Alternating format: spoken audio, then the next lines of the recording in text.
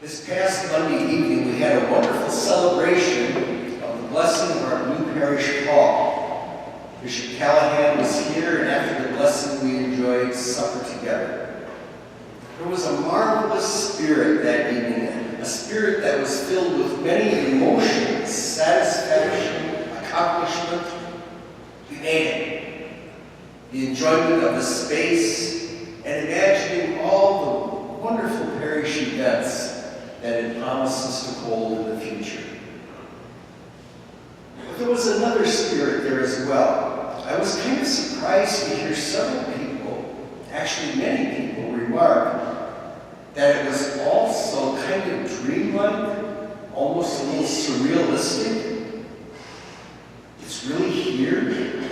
Are we really here in our own parish hall? It was as though it was necessary on that night to actually be in that physical space, touching the walls, sitting at the tables, enjoying supper with friends and family. And for some reason, perhaps it was the officialness or something of it, the dedication and blessing, that made it seem real. It was a wonderful evening.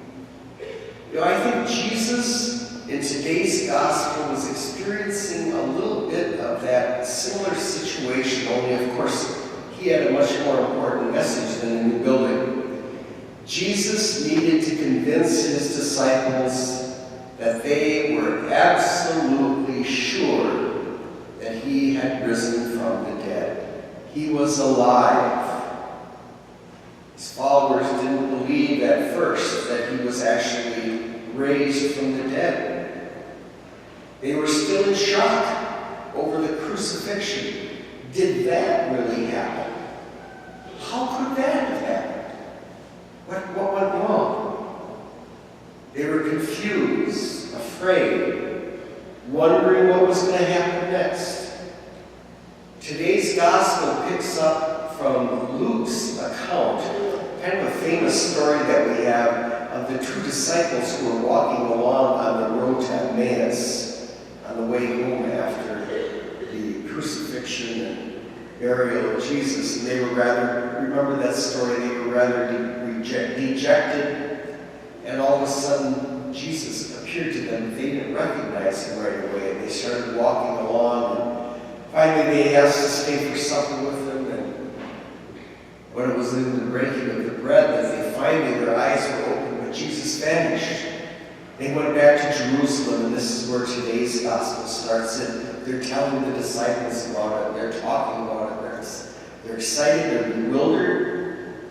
All of this is going on, and all of a sudden Jesus appears there in the room. Now they're really scared. Terrified, actually. Confused, troubled. There's doubts, questions in their minds. Mixed feelings. They're incredulous, yet the joy, disbelief with, yes, he is alive. Jesus invites them to touch him. Come see my arms. I have actually bones in here. I'm not a ghost.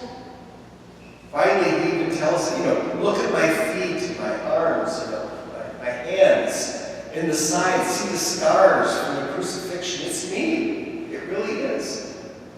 And then he eats some fish. A ghost isn't going to eat food.